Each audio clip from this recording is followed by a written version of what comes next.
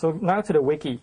For the wiki, what the level of activity on the wiki, 637 pages, out of which 188 have some kind of collaborative authoring involved in them.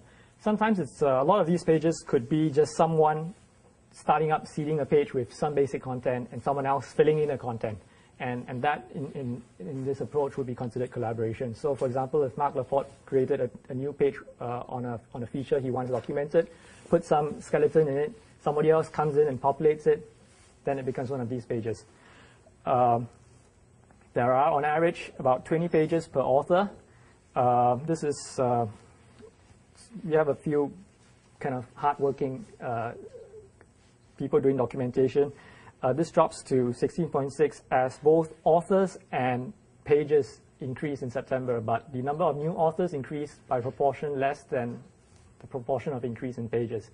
So you get help from additional people, but they are not helping as much as the core group is actually putting in more work. But this is typical of any organization when you're trying to bring in, when people are coming in and they're new and it takes time for them to build up their activity.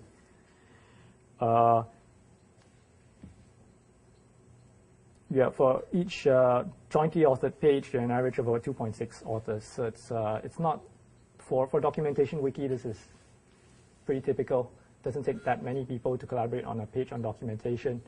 If the wiki is on a different topic, you might get a totally different metric for this. So these are examples of most collaborated pages.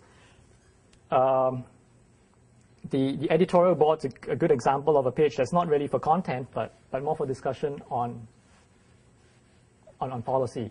So